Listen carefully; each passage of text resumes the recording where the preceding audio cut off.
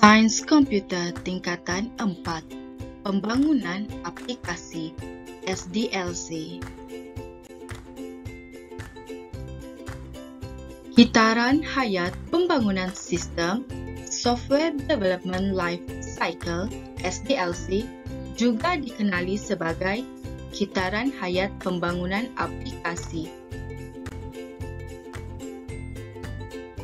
Kitaran hayat pembangunan aplikasi ialah istilah yang digunakan dalam kejuruteraan sistem dan perisian, sistem maklumat dan pembangunan aplikasi yang menjelaskan proses merancang, mereka bentuk, menguji dan mengimplementasi sesuatu aplikasi atau perisian.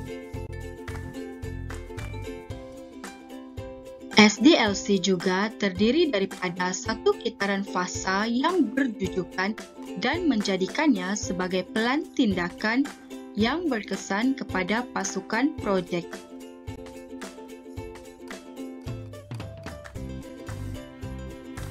Selain itu juga, SDLC membantu mengesan status bagi penyempurnaan projek.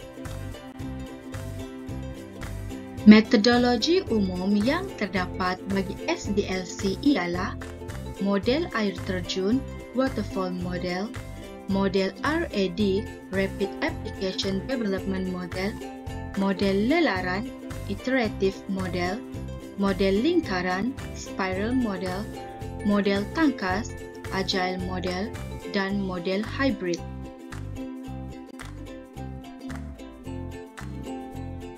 Dokumentasi adalah sangat penting tanpa mengira model yang digunakan dan selalunya seiring dengan proses pembangunan.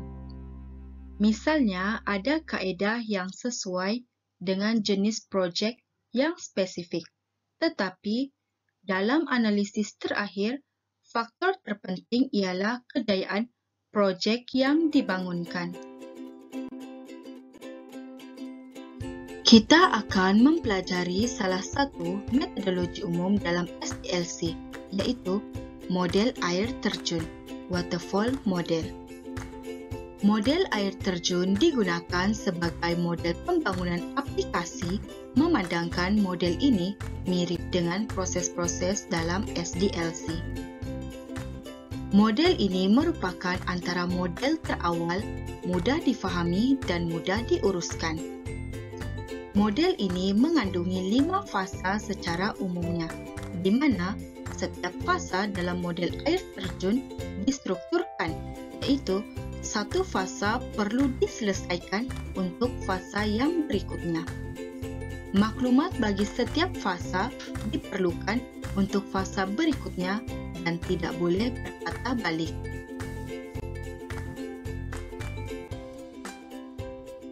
Berikut merupakan 5 fasa model air terjun. Pertama, analisis masalah, melibatkan pendapatan data, analisis masalah, dan analisis penyataan masalah. Fasa kedua, melibatkan reka bentuk penyelesaian. Reka bentuk penyelesaian disediakan daripada analisis masalah. Spesifikasi reka bentuk sistem digunakan sebagai input untuk fasa seterusnya. Fasa ketiga, laksana penyelesaian. Kerja itu dibagikan dalam submodul atau unit dan pengekodan bermula. Fasa ini merupakan fasa yang paling lama dalam SDLC. Fasa keempat, fasa uji dan nyah ralat. Pelbagai jenis pengujian, menyah ralat, membaiki ralat, dan pembaikan dijalankan. Fasa terakhir ialah fasa dokumentasi. Dokumentasi disediakan di setiap fasa. Contoh, carta alir, kod atur cara, dan juga carta IPO.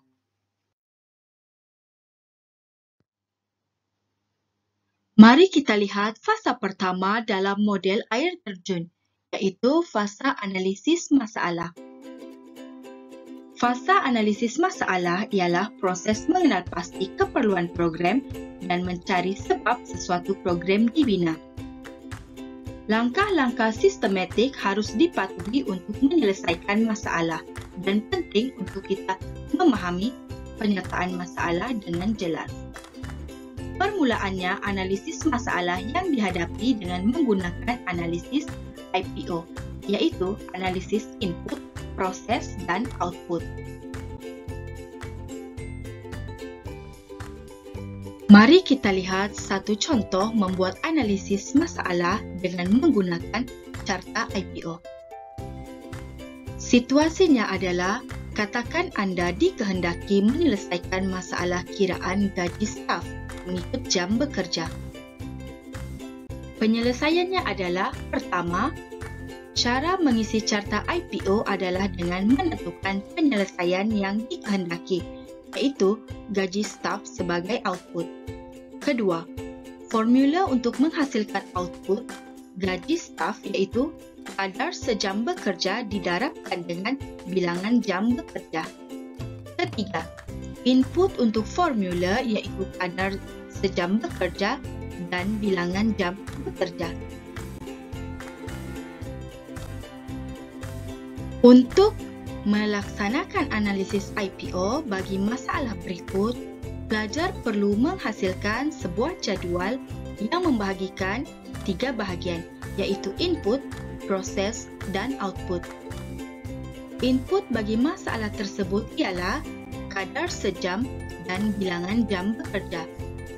Manakala proses bagi masalah berikut ialah, pertama, perlu mendapatkan kadar sejam, kedua, dapatkan bilangan jam bekerja, dan ketiga, formula gaji staf bersamaan dengan kadar sejam darab bilangan jam bekerja. Output bagi masalah tersebut ialah gaji staf. Fasa kedua dalam model air terjun ialah fasa reka bentuk penyelesaian. Fasa reka bentuk penyelesaian masalah dibuat setelah analisis IPO, yang merupakan set keperluan untuk memulakan fasa mereka bentuk dilakukan. Walaupun projek yang kecil dan keperluan yang mudah, satu reka bentuk mental untuk pemahaman keperluan dengan penyelesaian perlu wujud. Fasa ini melihat kepada potensi penyelesaian yang wujud dan menentukan penyelesaian yang efektif dan efisien. Hal ini menjawab bagaimana membina penyelesaian terbaik. Penggunaan algoritma ialah langkah awal bagi penyelesaian masalah dalam fasa reka bentuk penyelesaian. Pseudocode ialah aturan langkah yang ditulis dalam bahasa pertuturan, manakala carta alir adalah satu perwakilan grafik yang menunjukkan langkah penyelesaian sesuatu masalah dan mempunyai hubung kait antara satu sama lain.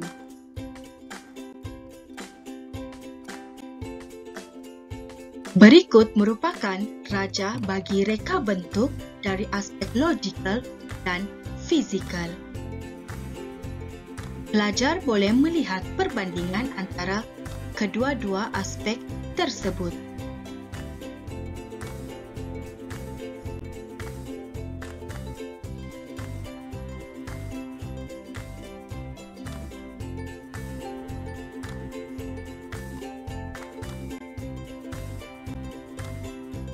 Selepas membina algoritma, kita perlu menulis pseudocode dan carta alir. Berikut merupakan cadangan penulisan pseudocode dan carta alir bagi masalah atau situasi yang telah dinyatakan sebelum ini.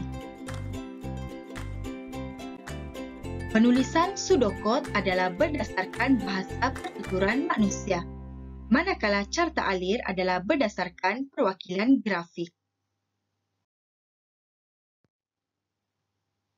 Setelah fasa reka bentuk penyelesaian selesai dilaksanakan, seterusnya kita akan melihat fasa pelaksanaan penyelesaian. Tujuan fasa ini ialah untuk mengubah reka bentuk kepada program yang akan dipasang pada perkakasan dan bersedia untuk melaksanakan penyelesaian. Selain itu juga, fasa ini bertujuan untuk membina dan menghasilkan sistem yang dapat menyelesaikan masalah yang dihadapi. Aktiviti pembangunan aplikasi melibatkan pengekodan. Pengekodan memerlukan bahasa pengaturcaraan seperti Java, JavaScript, dan sebagainya. Pengekodan juga mengubah spesifikasi program kepada kod sumber. Pengkompilan ialah proses menukar kod pengaturcaraan kepada kod boleh laksana, executable.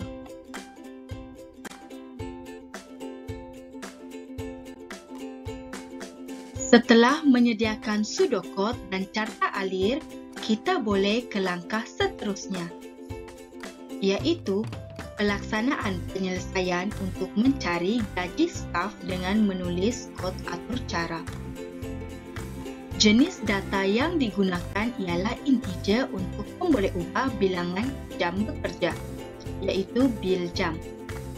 Manakala double digunakan untuk memboleh ubah kadar sejam seseorang itu bekerja dan gaji staf. Nama pemboleh ubah yang digunakan ialah gaji staf dan kadar SJ. Penyelesaian aritmetik yang dilakukan ialah mendarab kadar sejam bekerja dengan bilangan jam bekerja. Hasil daripada aplikasi ini akan memaparkan gaji staf.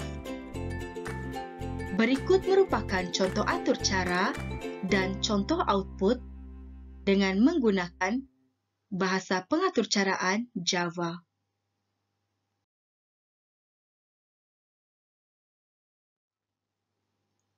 Fasa keempat dalam model air terjun ialah fasa uji dan nyah ralat.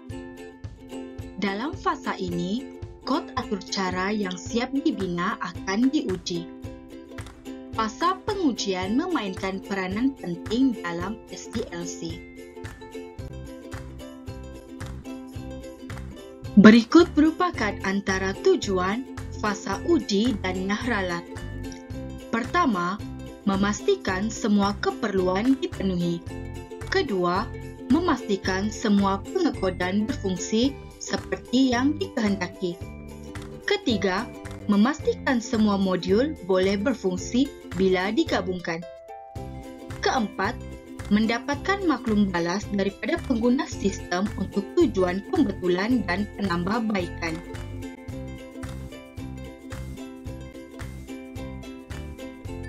Kelima, melibatkan pengguna sepenuhnya di peringkat pembangunan. Keenam, mengesan ralat yang tercicir. Ketujuh, membantu pasukan projek membuat dokumentasi dengan mengesan kesilapan oleh pengguna. Akhir sekali, menyimpan keputusan ujian sebagai bukti penyempurnaan pembangunan sistem.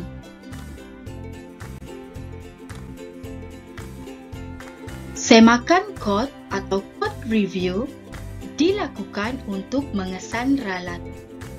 Pengatur cara akan merujuk log yang dipaparkan untuk membetulkan dan membuang ralat yang dikesan.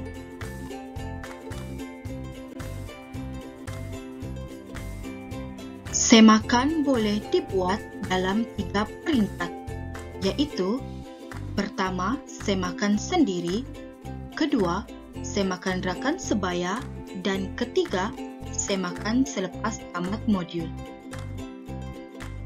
Semakan jenis sendiri dilaksanakan oleh pengarang dan semasa pengekodan. Manakala jenis semakan rakan sebaya melibatkan rakan sebaya dan selepas tamat modul. Jenis semakan selepas tamat modul pula melibatkan pasukan projek yang diketuai oleh pakar bahasa pengaturcaraan dan dilaksanakan selepas kedua-dua peringkat di atas.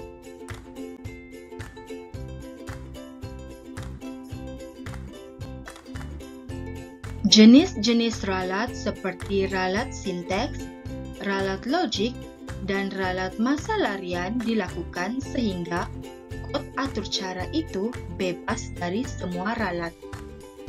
Semua ralat yang ditemui dibetulkan dan diuji semula.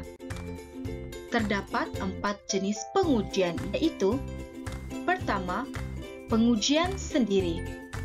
Pengujian sendiri memastikan setiap unit dalam sistem yang dibina akan berfungsi. Kedua, pengujian sistem. Pengujian sistem menguji sistem secara keseluruhan selepas ujian atas unit individu. Ketiga, pengujian integrasi.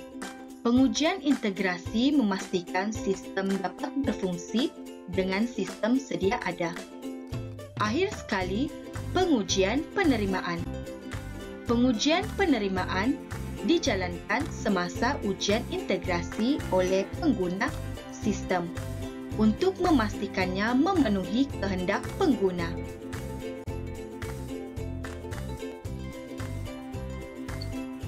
Skrip ujian perlu ditulis untuk mengautomasikan proses pengujian modul sistem, kerana terdapat ujian-ujian yang perlu dilakukan berulang kali.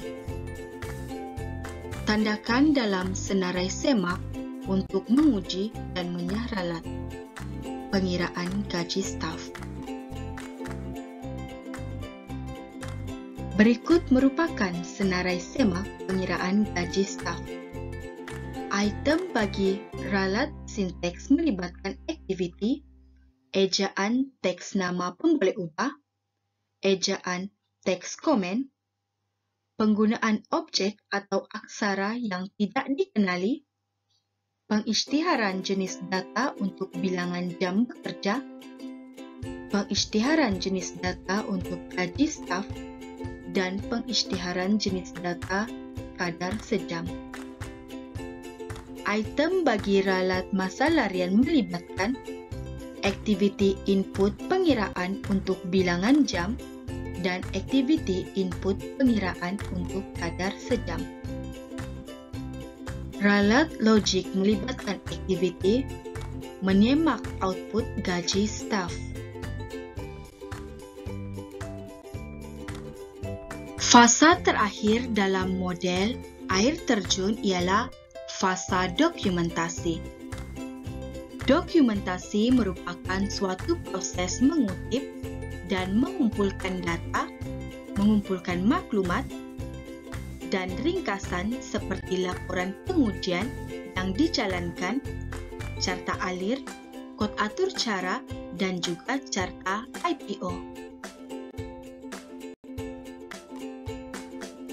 Dokumen-dokumen ini sangat penting untuk rujukan pengguna sistem, pegawai IT, dan juga kaki tangan baharu di setiap fasa.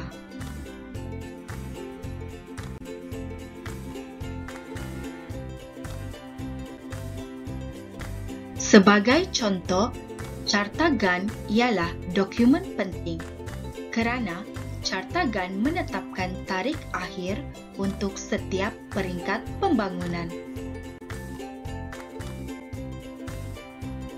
Perlu kita ingat bahawa setiap fasa perlu disiapkan sebelum ke fasa seterusnya. Hasil bagi satu-satu fasa berfungsi sebagai input untuk urutan fasa yang seterusnya.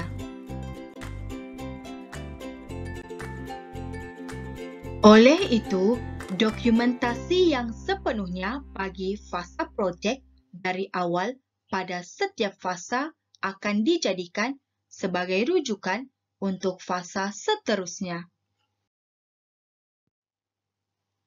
Dalam pembangunan aplikasi, dokumentasi ialah ekosistem isi kandungan dengan tujuan mengajar pengguna berinteraksi dengan application programming interface API.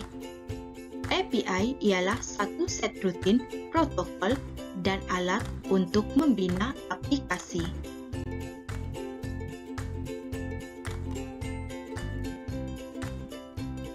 Sesuatu API menentukan bagaimana komponen aplikasi harus berinteraksi.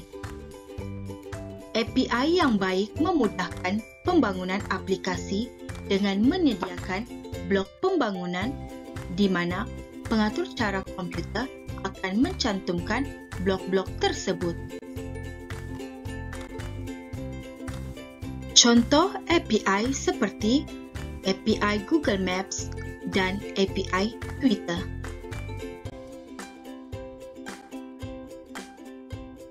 Mari kita lihat beberapa contoh dokumentasi dalam aplikasi mengira gaji staf.